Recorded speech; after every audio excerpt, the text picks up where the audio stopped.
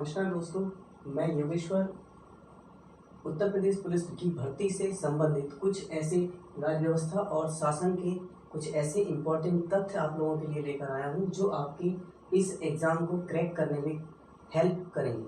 तो आइए स्टार्ट करते हैं।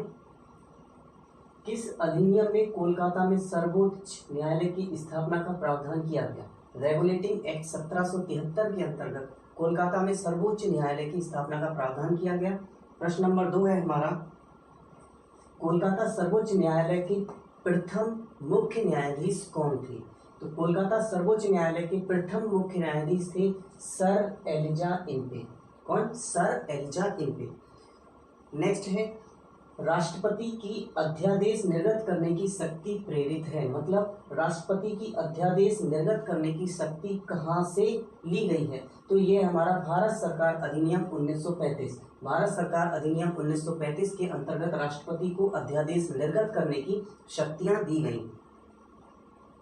नेक्स्ट प्रश्न हमारा, किस अधिनियम के फलस्वरूप बर्मा भारत से अलग हुआ था? वो कौन सा अधिनियम था जिसके फलस्वरूप बर्मा को भारत से अलग किया गया? तो वो था हमारा government of India act 1935। Next प्रश्न है, संविधान सभा के स्थायी अध्यक्ष कौन बनाए गए?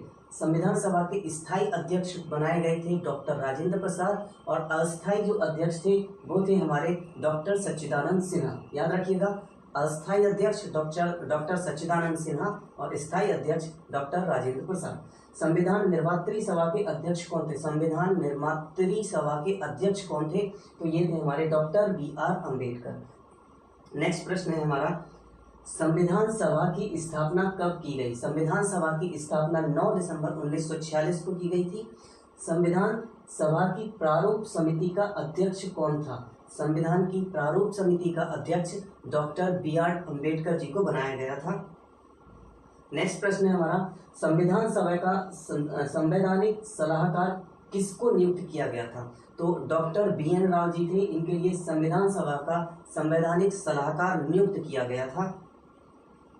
संविधान सभा ने राष्ट्रीय ध्वज को सर्वप्रथम कब स्वीकार किया? तो ये एक इम्पॉर्टेंट डेट है, इसको याद रखिएगा। 22 जुलाई 1947 को हमारा राष्ट्रीय ध्वज स्वीकार किया गया था।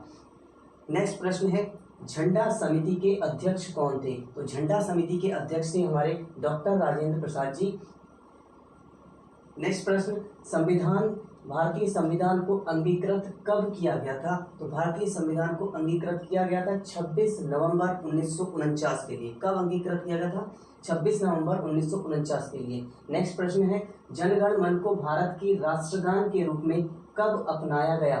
तो 1950 में जो हमारा जनगण मन था, इसको भारत के राष्ट्रगान के रूप में अपनाया गया था।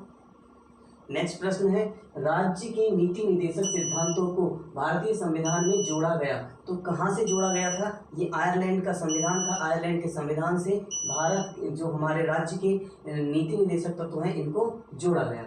नेक्स्ट प्रश्न है, मूल अधिकारों को भारतीय संविधान में जोड़ा गया। मूल अधिकार भारतीय संविधान में कहाँ से लिए गए, कहाँ से जोड़े गए? तो ये था USA का, यानी कि संयुक्त राज्य अमेरिका के संविधान से भारत के संविधान में मूल अधिकारों को जोड़ा गया।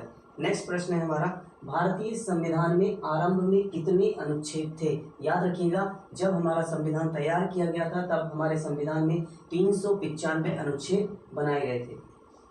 वर्तमान में भारतीय संविधान में कुल कितने अनुच्छेद और अनुसूचियां हैं? तो वर्तमान में हमारा जो संविधान है उसमें 395 अनुच्छेद और 12 अनुसूचियां हैं। मौलिक अधिकार संबंधी प्रावधान संविधान के किस भाग में है? मौलिक अधिकार संबंधी जो प्रावधान है वो हमारे संविधान के भाग 3 में है। मौलिक कर्तव्य संबंधी प्रावधान संविधान के किस भाग में है? तो मौलिक कर्तव्य संबंधी जो प्रावधान है हमारे, वो संविधान के भाग 4A या भाग 4 का में है। संविधान के किस भाग में 3 सोपानों में पंचायत बनाने की परिकल्पना की गई थी? तो संविधान का भाग 9 है, जिसमें तीनों सोपानों में पंचायत बनाने की परिकल्पना को रखा गया था। शिक्षा जो प्रारंभ में राज्य सूची का विषय था, शिक्षा जो प्रारंभ में राज्य सूची का विषय था, उसे किस संशोधन द्वारा समवर्ती सूची में स्थानांतरित कर दिया गया? तो ये हमारा संशोधन था 42वां संशोधन। इस संशोधन के बाद शिक्षा जो राज्य सूची का विषय था उसको स्थानांतरित कर दिया और स्थानांतरित करके उसको समवर्ती सूची में स्थान दिया गया। समवर्ती सूची और राज्य सूची दोनों का अंतर क्या है? समवर्ती सूची में जो भी पहल की जाती है उसको राज्य और संघ दोनों मिलकर करते हैं।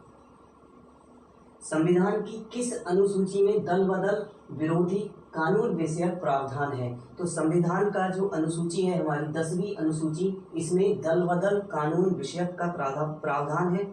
रेलवे पुलिस किस सूची में आती है? इंपॉर्टेंट क्वेश्चन है, रेलवे पुलिस किस सूची में आती है? तो रेलवे पुलिस हमारी राज्य सूची में आती है। पंचायत को संवैधानिक दर्जा किस अनुच्छेद के अंतर्गत प्रदान किया गया? तो अनुच्छेद 239 के अंतर्गत, अनुच्छेद 239 के अंतर्गत पंचायतों को संवैधानिक दर्जा प्राप्त किया गया। समाजवादी शब्द उद्देशिका में किस संशोधन के द्वारा जोड़ा गया? मतलब समाजवादी जो शब्द है हमारा उसको उद्देशिका में कब जोड़ा गया? तो 42वें संशोधन के द्वारा समाजवादी शब्द को उद्देशिका में जोड़ा गया था। भारत एक गणतंत्र है, इस वाक्य का क्या अर्थ है? भारत एक गणतंत्र है, इस वाक्य का अर्थ है कि भारत में वंशानुगत शासन नहीं है। भारत में वंशानुगत शासन नहीं है। नेक्स्ट प्रश्न है हमारा, भारत संविधान के किस भाग को संविधान की आत्मा कहा जाता है? तो भारतीय, यहाँ पर दो प्रश्न आपको मिलेंगे, एक भारतीय संविधान के किस भाग को संविधान की आत्मा कहा जाता है और एक मिलेगा डॉक्टर बी.आर. अम्बेडकर से रिलेटेड। ठीक है, वहां पर इस प्रश्न का आंसर चेंज हो जाएगा। फिलहाल में हम इसकी बात करते हैं, भारतीय संविधान की किस भाग को संविधान की आत्मा कहा जाता है? तो वो है उद्देशिका। उद्देशिका को क्या कहा जाता है? भारतीय संविधान की आत्मा कहा जाता है। नेक्स्ट प्रश्न है, डॉक्टर बी.आर. अम्बेडकर ने किसे संविधान की आत्मा और हृदय कहा है? ठीक इसका अपोजिट, डॉक्टर बी.आर. अम्बेडकर ने संवैधानिक उपचारों के अधिकार को संविधान की आत्मा और हृदय कहा है। नेक्स्ट प्रश्न है हमारा, संविधान की प्रथम अनुच्छेद के अनुसार, संविधान के प्रथम अनुच्छेद के अनुसार भारत को क्या कहा गया? भारत को कहा गया राज्यों का यूनियन या राज्यों का संघ कहा गया। सिक्किम को भारत का एक राज्य बनाया गया, ये किस संशोधन के द्वारा संभव हुआ? तो 35वां संशोधन हुआ था। 35वें संशोधन के अंतर्गत सिक्किम को भारत का एक अनन्य राज्य बनाया गया। भाषा के आधार पर राज्यों का पुनर्गठन कब किया गया? तो भाषा के आधार पर राज्यों का पुनर्गठन 1956 ईस्वी में किया गया। नेक्स्ट प्रश्न है, भाषा के आधार पर सर्वप्रथम किस राज्य का गठन किया गया? तो भाषा के आधार पर आंध्र प्रदेश राज्य का गठन किया गया था। सबसे पहले आंध्र प्रदेश राज्य का ही गठन किया गया था। मौलिक अधिकारों का वर्णन है, तो मौलिक अधिकारों का वर्णन हमारे संविधान के अनुच्छेद 12 से 35 तक जो अनुच्छेद हैं उन अनुच्छेदों में मौलिक अधिकारों से संबंधित बातें हैं। नेक्स्ट प्रश्न है, मौलिक अधिकारों के अंतर्गत किस अनुच्छेद में बच्चों के शोषण से संबंधित प्रावधान है? तो ये अनुच्छेद हमारा 24 है, जिसमें अनुच्छेद 24 में कहा गया है कि बच्चों का किसी भी तरह से शोषण नहीं होगा, चाहे वो कारखानों में हो, चाहे वो किसी के यहाँ पर बच्चा काम कर रहा है। संविधान के किस प्रावधान द्वारा अस्पृश्यता का उन्मूलन किया गया था? अस्पृश्यता का मतलब है कि यहाँ पर छुआछूत का उन्मूलन किया गया था। तो अनुच्छेद 17 था हमारा, जिसमें अनुच्छेद 17 में कहा गया है कि छुआछूत का उन्मूलन किया जाए या छुआछूत को पूरी तरह से हटा दिया जाए। नेक्स्ट प्रश्न है हमारा, कौन सा अनुच्छेद प्रेस की स्वतंत्रता से संबंधित है? तो अनुच्छेद 19 हमारा प्रेस की स्वतंत्रता से संबंधित है। कौन सा? अनुच्छेद 19। नेक्स्ट प्रश्न है हमारा, किस अनुच्छेद के अंतर्गत सिखों द्वारा कृपाण धारण करना धार्मिक स्वतंत्रता का अंग माना गया? तो अनुच्छेद 25 हमारा कहता है कि हमें धार्मिक स्वतंत्रता है और उसी के अंतर्गत सिखों द्वारा कृपाण धारण करना एक धार्मिक स्वतंत्रता का अंग है।